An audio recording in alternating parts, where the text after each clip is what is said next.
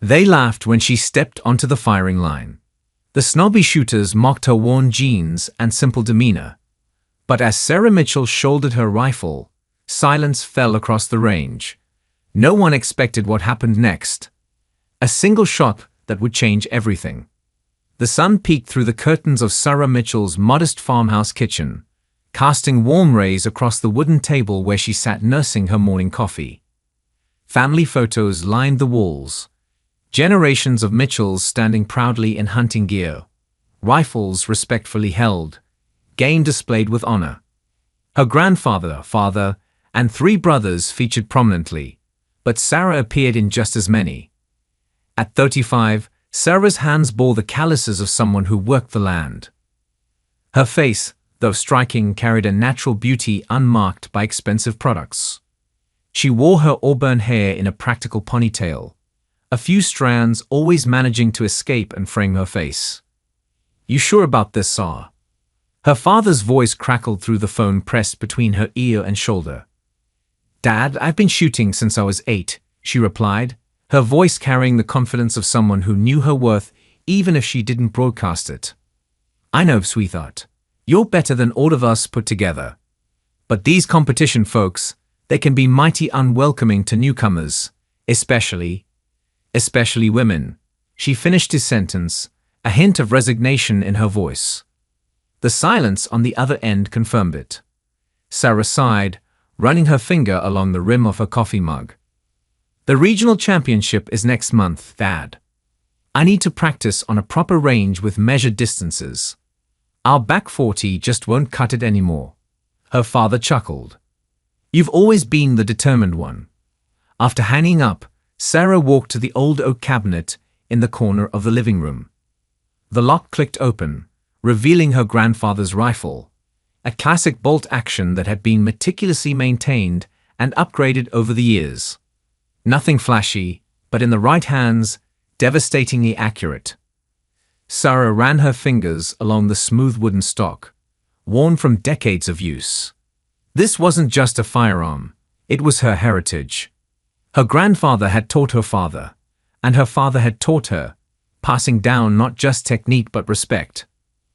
"A good shot isn't about strength," her grandfather used to say. "It's about patience, breathing, and knowing exactly who you are when you squeeze that trigger." She carefully placed the rifle in its case alongside the spotting scope and ammunition she had loaded herself, each round crafted with precision, tested and perfected over countless early mornings and long evenings after work at the veterinary clinic. Sarah checked her watch, an old reliable timepiece that had been her mother's. She needed to get going if she wanted to secure a spot at the range. Slipping into her olive green jacket over a simple white t-shirt, she took one last look at herself in the hallway mirror. No makeup, no pretense, just Sarah Mitchell, 5th-generation hunter, veterinarian, and unassuming markswoman. She didn't look like the competitive shooters she'd seen in magazines with their logo-covered gear and expensive custom rifles. But she didn't need to. Her phone buzzed with a text from her brother. "Show them what a Mitchell can do. But don't show off too much, or Dad will never stop bragging." Sarah smiled, typing back, "No promises." As she loaded her gear into her well-used pickup truck, she felt a flutter of nervousness. Not about shooting, never about that. But about entering a world where she knew she'd be judged before she ever took a shot. Just focus on the target, she reminded herself, starting the engine. Nothing else matters when it's just you, the rifle, and the bullseye. The shooting range sprawled across several acres of cleared land, nestled against gently rolling hills that served as natural backstops. Sarah navigated her pickup past rows of expensive SUVs and gleaming trucks with custom paint jobs. Her own vehicle, practical and mud-spattered, stood out like a dandelion in a rose garden. The main clubhouse was an impressive structure of stone and timber, with large windows overlooking the various ranges. Inside, the walls displayed trophies, mounted game heads, and photographs of past champions, almost all men. Sarah approached the registration desk with measured steps. Membership card, asked the attendant, barely looking up from his computer. "I'm not a member," Sarah replied. "Just looking to use the long-range targets for the day." The attendant's eyes flicked up, taking in her worn jeans and simple attire. "The day pass is $75. You'll need to sign a waiver." His tone suggested he wasn't sure she could afford it. Sarah handed over her credit card without comment. She'd been saving up for this. "You know the long-range area is for experienced shooters, right?" he added, sliding the waiver form toward her. "The beginner range is over there." He pointed toward a much smaller, less equipped area. "I'm familiar with firearms, thank you," Sarah said, her voice polite but firm as she signed the form. With her pass clipped to her jacket, Sarah made her way across the manicured grounds toward the long-range section. She could feel eyes tracking her as she walked, carrying her grandfather's rifle case and a small backpack of supplies. The long-range area was less crowded than the other sections, but that didn't make it any less intimidating. 6 shooting stations stretched before her, 3 already occupied by men with equipment that probably cost more than her truck. Sarah selected the station farthest from the others and began methodically setting up.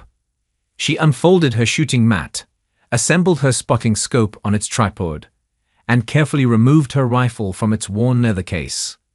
Unlike the glossy, tactical-looking firearms around her, Sarah's rifle retained much of its classic appearance, though the barrel, trigger, and scope had been upgraded over the years. She pulled out her notebook, filled with meticulous notes on distance, wind, and ammunition performance. "Look what wandered in," a voice stage whispered from 2 stations down. Sarah didn't turn. She'd expected this. Instead, she continued her preparation, checking the wind flags fluttering at various distances downrange. "Someone should tell her this isn't the place for Grandpa's hunting rifle," another voice added, followed by chuckles. The men's voices carried easily across the otherwise quiet range. Sarah recognized the type. Shooters who spent more money on gear than on practice, whose knowledge came more from forums than experience. "Think she's lost." The voice belonged to a tall man moving between stations. He wore a shooting jacket covered in sponsor patches, wraparound sunglasses perched on his head. His custom rifle probably cost more than Sarah made in 3 months. Sarah kept her expression neutral as she loaded her ammunition into a simple leather holder. Let them talk. Let them assume. On the range, the only thing that mattered was the result. She slipped on her hearing protection, settled into position, and began her focusing routine. Breathing slowly, she visualized the shot, following her pre-shot checklist that had become second nature over decades of practice. A shadow fell across her mat. "Hey there," said the man with the sponsor patches, looking down at her with an expression of amusement. "I'm Derek. You sure you're in the right place, honey?" Sarah lowered her hearing protection to rest around her neck. "Unsure," she said simply, meeting Derek's gaze without hostility, but without backing down. He smiled, but it didn't reach his eyes. "It's just that this is the long-range section. Precision shooting. Not exactly beginner-friendly." "I'm aware," Sarah replied, turning back to her setup. Derek lingered, studying her rifle. "That's vintage," he said, the word heavy with condescension. "What is that? Your dad's old hunting rifle." "Grandfather's," Sarah corrected, continuing her preparations. "Been in the family for generations." A small crowd had gathered now. 3 other men drifted over, their curiosity piqued by Derek's interaction with the newcomer. They wore similar attire, expensive tactical gear, logo-covered shirts, and expressions of barely concealed amusement. "Guys, come meet?" Derek paused, realizing he hadn't asked her name. "Sarah," she supplied, not offering her hand. "Sarah here is joining us with her grandfather's hunting rifle," Derek announced, prompting chuckles from his companions. One of them, a younger man with a meticulously trimmed beard, shook his head. "You know there's a sporting goods store in town that rents proper precision rifles. Might be worth checking out before you waste your time here." Sarah checked her scope alignment as if she hadn't heard them. She'd encountered this attitude her entire life. At hunting camps, at shooting events, even at veterinary school. Men who assumed that because she was a woman, she couldn't possibly understand the technical aspects of firearms or marksmanship. "What distance are you planning to shoot?" asked another man, this one older with silver at his temples.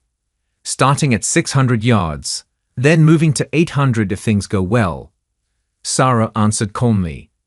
The men exchanged glances, eyebrows raised. 600 yards with that setup. Derek whistled. "The hike starts to get pretty steep after 400, said the silver-haired man, not unkindly. "Just so you know." Sarah nodded but didn't respond further. She wasn't here to argue or convince them. She was here to practice. As the men reluctantly returned to their stations, she could hear their murmured comments. $10 says she doesn't hit paper at 400. "I'll take that bet and raise you 20 says she gives up after 3 shots. Probably just here to take Instagram pictures anyway." Sarah took a deep breath and exhaled slowly. The comments stung, but she'd learned long ago that the best response wasn't words, it was performance. She focused on her routine, checking her rifle 0 at 100 yards first, making minute adjustments, and recording the results in her worn notebook. From his station, Derek continued watching her between his own shots. His companions did the same, their curiosity evident despite their dismissive attitude. Sarah spent 30 minutes at the 100-yard target, shooting 5-round groups with methodical precision. Her groupings were tight, something the men would have noticed if they had been paying attention to her target rather than her appearance. When she finished her warm-up, she adjusted her scope for 300 yards, then proceeded to shoot another tight group. Not a single comment came from the men, though she could feel their occasional glances. As she prepared to move to 600 yards, Derek approached again, this time with an air of forced casualness. "Not bad for 300, he said, as if granting a major concession. "But 600's a different game altogether. Wind becomes a serious factor. Bullet drop is significant, not something you can just jump into." Sarah looked up at him, her patience wearing thin but her voice remaining level. "Thank you for your concern." His smile tightened. "Just trying to save you some frustration, that's all." The afternoon sun beat down on the range as Sarah prepared for her 600-yard shots. She had meticulously updated her ballistic calculations, accounting for temperature, humidity, and the slight crosswind that had picked up. Derek and his friends had given up all pretense of focusing on their own shooting. They stood in a loose semicircle behind their firing line, watching her with undisguised skepticism. "This should be good," Derek said, loud enough for her to hear. Sarah positioned herself, adjusting her posture and grip. Her breathing slowed as she went through her mental checklist. "Hey guys," Derek called out. "Maybe we should give her some pointers before she embarrasses herself." The group erupted in laughter. One man pulled out his phone, clearly intending to record what he expected to be a humiliating failure. "I bet she doesn't even know how to adjust for windage," said the bearded man, not bothering to lower his voice. Sarah remained focused, though a muscle in her jaw twitched slightly. This wasn't just about her anymore. She thought of her family, of all the women who'd faced similar dismissal in male-dominated spaces. Derek approached her firing position again, standing close enough to cast a shadow across her scope. "Look, no offense, but that antique you're shooting isn't designed for this kind of precision work," he said, gesturing at her rifle. The barrel harmonics alone would make consistent grouping impossible, not to mention the outdated trigger assembly. Sarah finally looked up at him. "Would you mind stepping back? You're blocking my light." Derek's smile faltered slightly, but he didn't move. "I'm just saying, maybe you should start with something more realistic. 600 yards is where the real shooters separate from the hobbyists." "Didn't you hear her, Derek?" called one of his friends. "She needs her light for her Instagram photos." More laughter rippled through the group. "Tell you what," Derek said, lowering his voice to what he probably thought was a generous tone. Hit anywhere on the target at 600, just anywhere.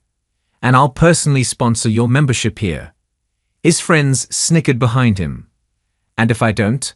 Sarah asked, her voice steady. Derek's smile widened. Then you admit you're out of your league, pack up your grandfather's hunting rifle, and let the big boys get back to their practice. The challenge hung in the air between them. Sarah knew it was petty, knew she had nothing to prove to these men, but something in her, the same Mitchell stubbornness that had carried her family through generations, refused to back down.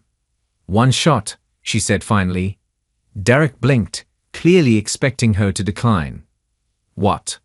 One shot at 600 yards. That's all I need. Derek's laughter echoed across the range, joined quickly by his companions. One shot? Honey, even the best shooters don't make those kinds of claims. Sarah remained silent, waiting for his answer. All right, Derek finally said, spreading his hands in a magnanimous gesture. One shot it is, but not just anywhere on the target. He turned to his friends. What do you think, guys? Center ring. Or is that too cruel? The silver-haired man pointed downrange. There's an 8-inch gong at 600. Hit that. Derek's eyes lit up. Perfect. Hit the gong. One shot. He was practically giddy with anticipation of her failure. The bearded man stepped forward. And just to make it interesting, if you miss, you not only leave, you buy us all around at the clubhouse. Sarah hesitated for the first time. She hadn't planned on this becoming a spectacle, a wager. She'd come here to practice, to prepare for the championship, not to perform for an audience of scornful men. For a moment, she considered simply packing up and leaving. There would be other ranges, other days to practice. Her father's warning echoed in her mind. But then she thought of her grandfather, of the lessons he taught her about standing your ground, of her mother, who'd faced similar prejudice as one of the few female hunters in their rural community decades ago, of all the times she'd stayed quiet, walked away, let comments slide because confrontation wasn't worth it. Maybe this time it was. Sarah looked up at Derek and his expectant audience. And if I hit it? Derek's smile was patronizing. Name your price. She didn't want their money or their hollow apologies. What she wanted was something more meaningful. If I hit it, Sarah said carefully, you all spend an hour learning proper shooting form from me. There was a moment of stunned silence before the men burst into laughter again. Deal, Derek exclaimed, wiping tears of mirth from his eyes. Oh man, this is too good. As the men stepped back to give her space, still chuckling among themselves, Sarah closed her eyes briefly. The pressure was real now. It wasn't just about proving herself. It was about challenging their entire worldview. She settled back into position, blocking out everything except her breath, her rifle, and the distant gong. The familiar weight of the stock against her shoulder brought a sense of calm. This rifle had harvested game to feed her family for generations. It had taught her discipline, patience, and respect. One shot. She could do this. She had done it thousands of times before. Sarah began her ritual, shutting out the world as she prepared to squeeze the trigger. The range fell silent as Sarah settled into her final position. Even Derek and his friends had stopped their snickering, watching with anticipation for what they assumed would be an embarrassing failure. Sarah focused on her breathing, slow, measured, controlled. She felt the familiar connection with her rifle, an extension of herself rather than a separate tool. Through her scope, the 8-inch gong hung at 600 yards, a small circle of steel against the backdrop of the hill. She ran through her mental calculations once more. The wind had shifted slightly -2 miles per hour from the right. Temperature, 72 degrees. Humidity, moderate. She adjusted her scope minutely to compensate for these factors, plus the bullet drop over that distance. Derek cleared his throat impatiently. Any time this century would be fine. Sarah didn't respond. She continued her process, unrushed. Her finger rested lightly against the trigger as she exhaled halfway, holding the remainder of her breath. The crosshairs settled precisely on a spot just off-center of the gong, accounting for wind drift. Time seemed to slow. In this moment, there was no Derek, no audience of doubters, no pressure, just her, the rifle, and the target, just as her grandfather had taught her. She squeezed the trigger. The rifle's report cracked across the range, the recoil flowing through her body like a familiar wave. Before the echo had died away, a clear, resonant ping rang out from downrange. A direct hit. For a moment, no one moved. No one spoke. The clean, unmistakable sound of lead striking steel had silenced everyone. Sarah calmly ejected the spent casing, set the rifle safety, and sat up. She didn't smile, didn't gloat. She simply reached for her notebook and recorded the shot details. Windage, elevation adjustment, temperature. Derek stood open-mouthed, his sunglasses slipping down his nose. His friends had similar expressions of disbelief. The silver-haired man was the first to recover, raising his spotting scope to confirm what they had all heard. "Center hit," he announced, unable to keep the surprise from his voice. "Dead center."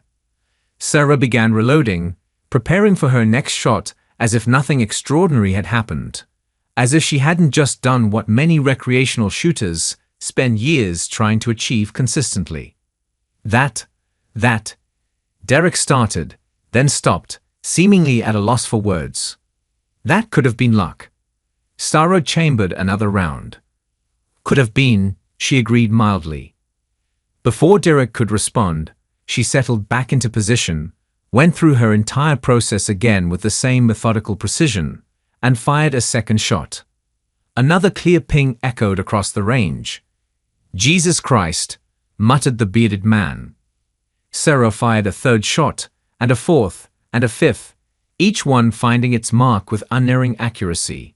5 shots, 5 hits, in less than 3 minutes. When she finally sat up again, the atmosphere had completely transformed. The mockery had given way to stunned respect. The silver-haired man was shaking his head in disbelief. The bearded young man had put away his phone, no longer interested in recording what he'd expected to be a humiliation. And Derek, confident, condescending Derek, stood with his arms crossed, his expression a complex mixture of embarrassment and reluctant admiration. "Who are you?" he finally asked. Sarah began carefully packing up her equipment. "Just someone who learned to shoot before they learned to brag about it," she replied, her voice calm, but with an edge that hadn't been there before. She stood, shouldering her rifle case. "Now about that lesson I promised to give you all." The men exchanged glances. Sarah could see the internal struggle playing across their faces, the wounded pride battling with genuine curiosity about how this unassuming woman had just outshot them all. "Unless," she added, "you're not men of your word." Derek's jaw worked back and forth as he processed what had just happened. The other men looked to him, waiting for his response. Finally, the silver-haired man stepped forward. "I'm in," he said, extending his hand to Sarah. "Robert Coleman. That was some of the finest shooting I've seen in 20 years at this range." Sarah shook his hand, nodding in acknowledgement. One by one, the others introduced themselves, all except Derek, who remained rooted in place, pride visibly wrestling with curiosity. "Where did you learn to shoot like that?" asked the bearded man. "Mike," as he'd introduced himself. "My family," Sarah replied simply. 5 generations of hunters and marksmen. My grandfather started teaching me when I was 8. My father continued my training through my teens. But that level of precision. Robert shook his head. "That's competition-grade shooting." Sarah allowed herself a small smile. "The regional championship next month is why I'm here practicing. My first formal competition." Understanding dawned on their faces. "You're not just some random woman who wandered in," Mike said slowly. "No," Sarah agreed. I'm a random woman who's been shooting precision rifles for 27 years. Derek finally found his voice. Why didn't you just say so? Sarah looked at him evenly. Would it have mattered, or would you have found another reason to doubt me? He had the grace to look somewhat abashed.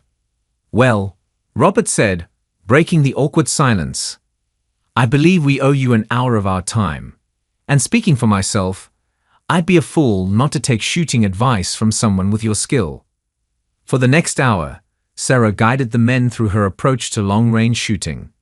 She showed them her breathing technique, her method for calculating adjustments, the way she maintained consistent cheek weld and trigger pressure. Even Derek eventually joined in, his initial reluctance giving way to genuine interest. You make it look so simple, Mike commented as he struggled to maintain the steady position Sarah had demonstrated. Not simple, she corrected. Fundamental. Master the basics before worrying about expensive gear and tactical accessories. As the lesson concluded, Robert approached her again. The club has a precision rifle team, he said. We compete regionally. Based on what I saw today, you'd be an asset. Sarah raised an eyebrow. The same club that didn't think I belonged on this range 2 hours ago. Robert had the decency to look embarrassed. Perspectives can change. Mine certainly has. Derek joined them, still carrying a hint of his earlier arrogance, but tempered now with respect. That regional championship next month. Some of us will be there too. He paused, then added, It'll be interesting competition. Sarah smiled fully for the first time that day. Yes, she agreed. It certainly will be. As Sarah drove home, the setting sun painted the sky in brilliant oranges and reds. She felt a deep satisfaction that had nothing to do with proving others wrong, and everything to do with standing firm in her own truth. She thought of her grandfather's words again. Knowing exactly who you are when you squeeze that trigger. Today, she had remembered exactly who she was, not just a shooter, but a Mitchell. Someone who let results speak louder than words. Sometimes, the most powerful statement is simply refusing to be defined by others' expectations. If this story resonated with you, hit that subscribe button and join our community of viewers who appreciate stories of quiet strength and unexpected talent. Where are you watching from? Let us know in the comments below. We love hearing from our global audience. Everyday people are underestimated based on appearance, gender, or background. Have you ever been in a situation where you surprised others with your hidden talents? Share your experiences in the comments. And remember, the most powerful skill isn't just expertise, but the quiet confidence to stand your ground when others doubt you. Until next time,